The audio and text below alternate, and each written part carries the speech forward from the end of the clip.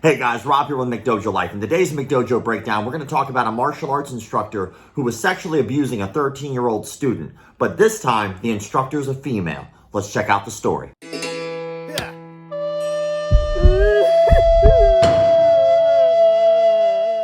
A martial arts instructor in Arizona faces multiple sex abuse and molestation charges after authorities say that she repeatedly sexually abused a 13-year-old student. Cristina Flores, age 22, was arrested earlier this month and charged with 6 counts of sexual conduct with a minor, 1 count of molestation of a child, and 1 count of aggravated luring of a minor. According to arrest documents, police first learned about the case after the teenage boy's parents allegedly discovered romantic and sexual messages on his phone. Court paperwork says the parents looked over his phone and discovered that Flores had been messaging the boy over Snapchat with the contact name saved as My Baby. Investigators also add that they saw a conversation where they called each other babe and said I love you, but the teen quickly locked his phone and refused to give his password. A parent tried to talk to Flores, who said she wanted to speak in person, was ashamed, and would no longer speak to that boy, court paperwork said. Parents later provided police with that phone as a part of the investigation. Flores, a teacher at Millennium Martial Arts near 91st and Olive Avenue, would reportedly have the victim, one of the class leaders, stay after school. Court paperwork says that the student would frequently get rides from Flores. On one occasion, the boy's parents had tracked him to a Safeway, but he didn't want to talk about why he was there. Detectives interviewed the owner of the karate school, who asked Flores about the allegations after the parents told the studio. She admitted to the relationship with the owner and said that if anyone finds out, I'm going to prison.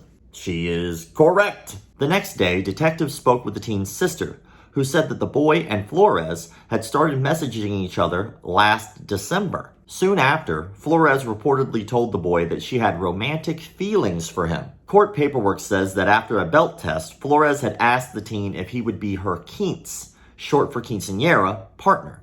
In one instance, Flores and the teen went to dinner and TJ Maxx, which the boy described as a date. In January, the victim and Flores reportedly started their sexual relationship. Court paperwork alleges that Flores had sent explicit photos to the victim, but he only sent her pictures of his abdomen.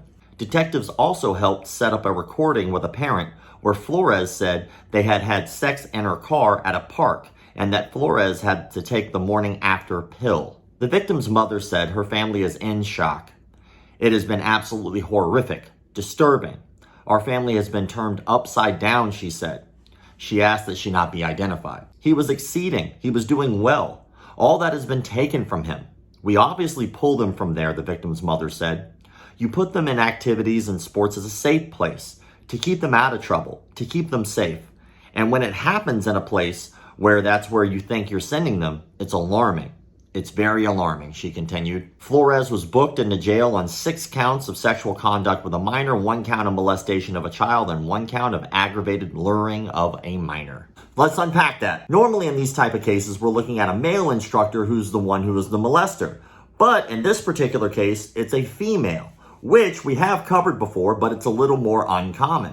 I think that one of the things that revolves around this case that people should be aware of is just because your martial arts instructor is a female and the odds are lower that they might molest your child, that does not mean that is an impossible thing and that they won't do it at all. You should apply the same diligence to your child's safety, whether it be a male or a female instructor. That should absolutely not play a factor whatsoever in how you handle your child's safety. I get it. You see a female instructor, you automatically assume that the majority of people who are going to do molesting of children are going to be male, and you let your guard down. That's not always the case. And in this particular case, it seems like the parents were allowing this child to be out and about and around with a female instructor, and it seems like they probably let their guard down specifically because she was female. These type of cases happen way too often.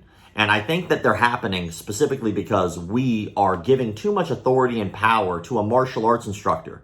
It's just a job. You wouldn't give that same authority to almost anyone else, whatever their job may be. You wouldn't be like, hey, there's a random cashier. Let's go and let my child just hang out with this person who they barely know. But what happens is in the martial arts industry, you automatically give people some form of ethical code that they might not have actually earned. When you walk into a martial arts studio, you automatically think, oh, well, the instructor has integrity and honor and respect. That might not be true. In order to keep our kids safe and in order to make sure that the martial arts community continues to do good for our children, we need to make sure that we're monitoring our children. You can't just let them go off and about with some random person that you barely know. And even if you do know them, you need to check in. You need to make sure that everything's going well. You need to double check. And like these parents did, you need to follow your instincts, because when it doesn't feel right, chances are it probably isn't. I look forward to reading your comments about the situation in the comment section below and what your thoughts are about this particular situation. These kind of stories are important to cover. In the martial arts industry, people are fighting over the silliest things: how long it takes to get a belt, how much classes cost, who's good, who's not. But they'll completely ignore stories like child molestation so they can fight over petty, silly things. We can make the martial arts community better by speaking out against these type of things and making sure that these type of instructors are held accountable for their actions. With that said, thank you all for the likes, comments, shares, subscriptions, and all that other crap people online tell you to do.